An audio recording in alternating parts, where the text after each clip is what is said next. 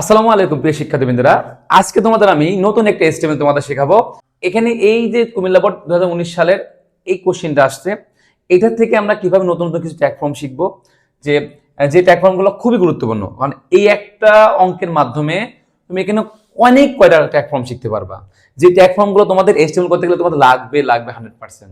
ঠিক আছে, তো দেখো এটা কুমিল্লা বোর্ড 19 সালে আসছে এটা। তো দেখো এখানে প্যাসেজ আকারে 4টা লাইন আছে।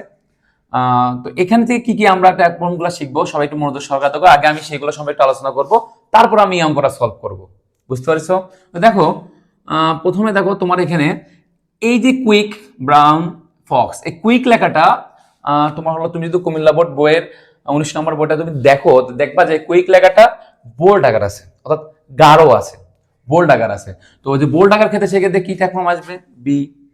এবং এই ব্রাউন লেখাটা বাঁকা আছে, অর্থাৎ তুমি যদি কুমিল্লা বোর্ড 2019 সালে এই প্যাসেজটা দেখো, তাহলে তুমি বুঝতে পারবা যে হলো লেখাগুলো কোনটায় বোল্ড আছে, কোথায় একটু বাঁকা আছে। আসলে আমি তো হাতে কলমে লিখছি, এই জন্য ধরো একটু বুঝতে কষ্ট হবে, কিন্তু আমি তোমাদের বুঝাই দেবো সুন্দরভাবে। এই জন্য ভাইয়ের কথাগুলো খুব সুন্দর সহকারে, মনোযোগ সহকারে শোনো, তাহলে অবশ্যই তুমি পারবা। তাহলে এই ব্রাউনটা বাঁকা আকার আছে, তো যে কোনো লেখা তো বাঁকা আকারে আসে, সেই ক্ষেত্রে এইচটিএমএল এর ট্যাগ ফর্ম আকারে ব্যবহার হয় তোমার আই। ঠিক আছে, এবং দেখো এখানে ফক্সের নিচে আন্ডারলাইন আছে। কি আছে বলতো? আন্ডারলাইন। ফক্স নিচে আন্ডারলাইন থাকে, সেক্ষেত্রে আমরা কি ব্যবহার করবো বলতো? আমরা এটা এই ট্যাগ ফর্ম ব্যাপারটা আমরা এর আগে শিখেছি, অর্থাৎ ইউ, তাই না? তো দেখো এখানে কুমিল্লা বোর্ড 19-এর এই জাম্পস ওভারটা, এই লেখাটা দেখবা, তোমরা দেখবা যে এখানে এইভাবে একটা কাটা আছে, অর্থাৎ কাটা আছে জাম্পস ওভারটা। কাটা বলতে এখানে তোমার মুছে ফেলা না করো, অর্থাৎ আমি বোঝাতে চাচ্ছি যে তোমাকে এটা কাটতে হবে, অর্থাৎ কাটা।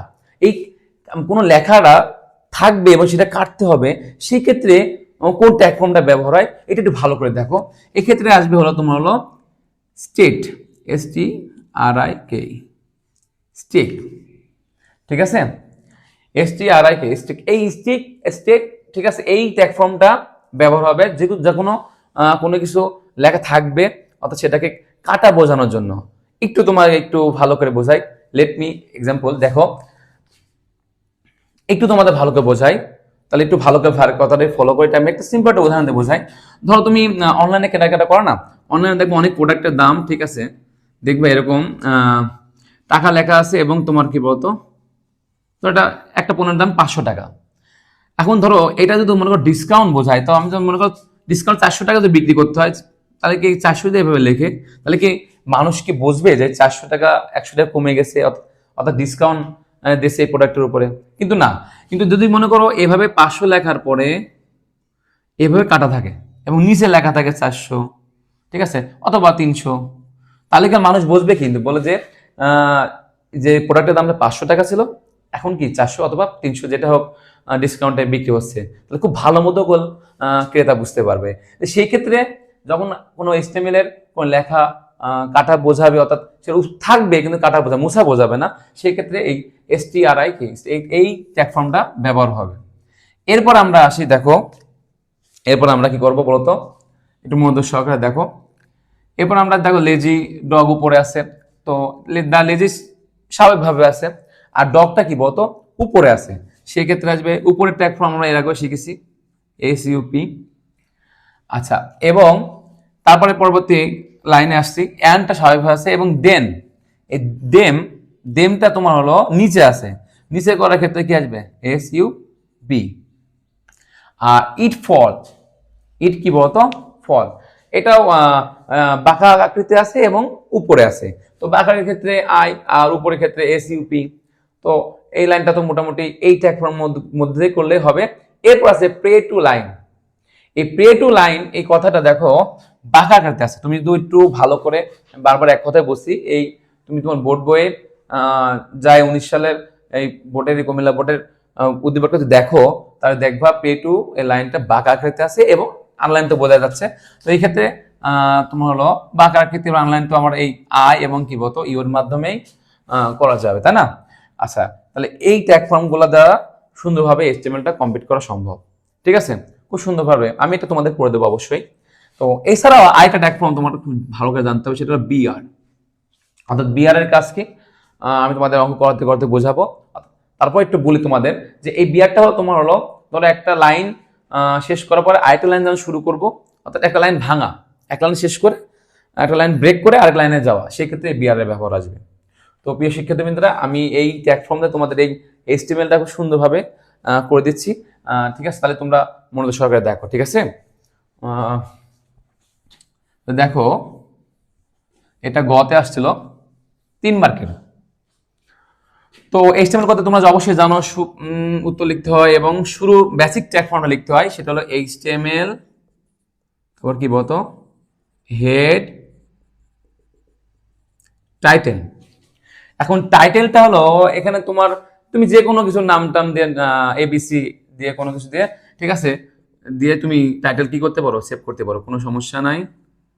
টাইটেল শুরু টাইটেল শেষ, এবং হেড শুরু হেড শেষ, তারপর কি বলতো বডি শুরু।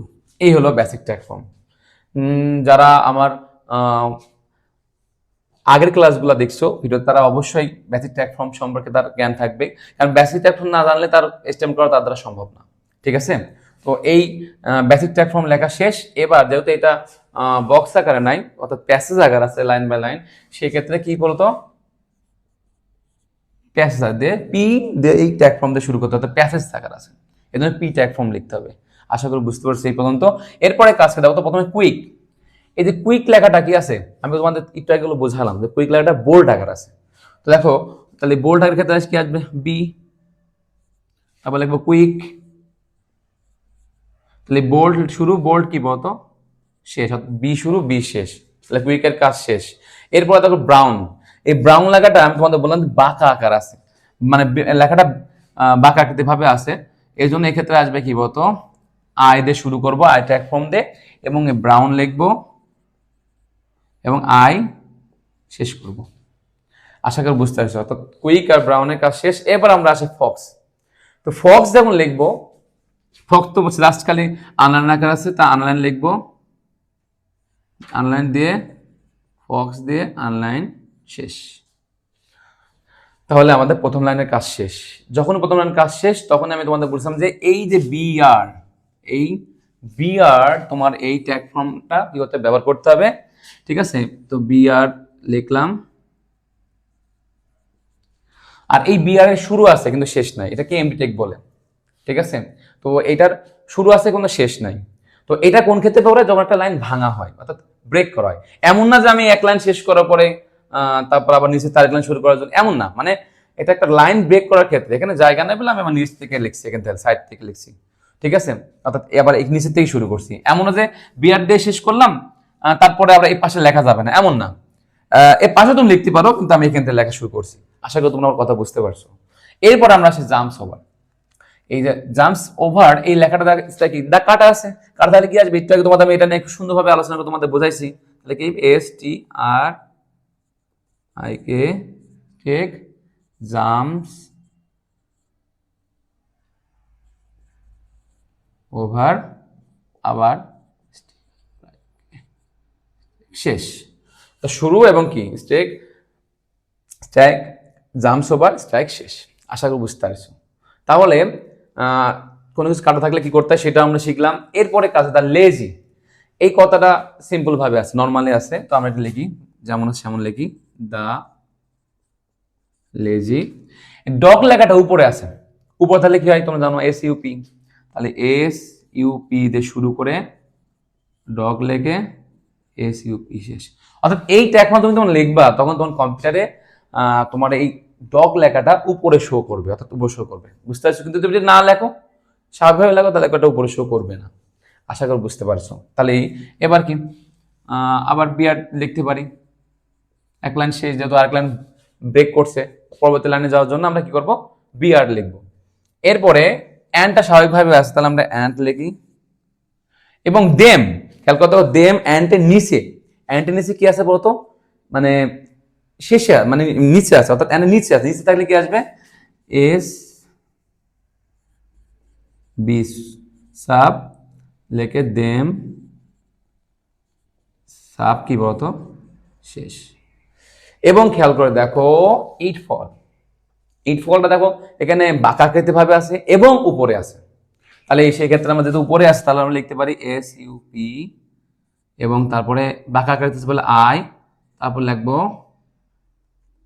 ইট ফল, তারপরে যেহেতু এটা প্রথম শুরু রয়েছে তাহলে শুরু এটা শেষ করে দিই, আই শুরু আই শেষ, তোর সাপ শুরু সাপ শেষ। আশা করি বুঝতে পারছো। অর্থাৎ এটার ক্ষেত্রে দুইটা ট্যাগ ফর্ম ব্যবহার হয়েছে, অর্থাৎ এটা উপরেও আছে আবার বাঁকাকৃতি ভাবে আছে, এই জন্য দুইটারই দুটা দিয়ে আমরা এই ফলটা ট্যাগ ফর্মটা শেষ করলাম। আশা করি বুঝতে পারছো। অর্থাৎ সাব লেখে তারপরে বাঁকাকৃতি ভাবে আছে তাই আই লেখে, এবং তারপরে যে টপিকটার উপর আছে অর্থাৎ যে ইট ফল লিখলাম, তারপর আই শেষ করলাম, তারপর সাব শেষ করলাম। এই লাইনের কাজও শেষ, তাহলে আমরা কি লিখতে পারি বিআর লিখতে পারি। তাহলে এক লাইন কাজ শেষ হলে আমরা কি করব বিআর লিখবো। আশা করি তোমরা বুঝতে পারছো বিআর এর কাজ। এরপরে তোমার কাজ কি বলতো স্টুডেন্ট, এই যে প্রি টু এ লাইন, এই লাইনটা কি আছে, এই লাইনটাও তোমার কি বলতো সম্পূর্ণ বাঁকাকৃতি ভাবে আছে এবং এবং কি বলতো ইতালিয়ান অর্থাৎ বাঁকাকৃতি ভাবে আছে এবং আনলাইন আছে, তাই না বলো? তাহলে কি ক্ষেত্রে কি লিখতে পারি আমরা, তাহলে প্রথমে আনলাইন আছে তাহলে ইউ দিই এবং তারপরে আই দিই, বাঁকাকৃতি ভাবে আছে কি আছে প্রে টু লায়ন, তারপরে যেহেতু আই আগে শুরু করছি তাহলে আই শেষ, তারপরে ইউ শুরু করছি ইউ শেষ, অনলাইন শেষ। এই তো এই পুরা তোমার কি বলতো এই পুরা প্যাসেজটা আমি সুন্দরভাবে HTML এ উপস্থান করছি তোমাদের সামনে, খুব সুন্দরভাবে তোমাদের শেখাই দিছি। আশা করি তোমরা বুঝতে পারছো এই শিক্ষার্থীবৃন্দরা। এটা করলে তোমরা অবশ্যই এটা গতে আসে, এটা তোমরা করলে অবশ্যই কি বলতো 3-এ 3 পাবো। কত পাবা? 3-এ 3 পাবা। তাহলে আমরা প্যাসেজ শুরু করছিলাম, তাহলে আমরা কি করবো প্যাসেজ কি করবো বলতো শেষ করব, এবং পাশাপাশি কি বডিতে শুরু করছিলাম কি করব বডি শেষ করব, এবং HTML দিয়ে শুরু করছিলাম HTML কি করব শেষ করব। শেষ, এতটুকু করলে এনাফ, করলে তুমি 3-এ 3 পাবা। তো প্রিয় শিক্ষার্থীবৃন্দরা আশা করি তোমরা বুঝতে পারছো, দেখছো কত সুন্দর করে। এখন এই কোয়ালিটি আসবে এমন না, এরকম কোয়ালিটি অর্থাৎ এই ট্যাগ ফর্ম দিয়ে যে অন্য কোনো প্যাসেজ আকারে তোমাদের এরকম পরীক্ষা আসে তোমরা অবশ্যই এটা পারবা। আবার কোনো ভিডিওতে দেখা হচ্ছে তোমাদের সাথে, সবাই ভালো থাকবা, আল্লাহ হাফেজ।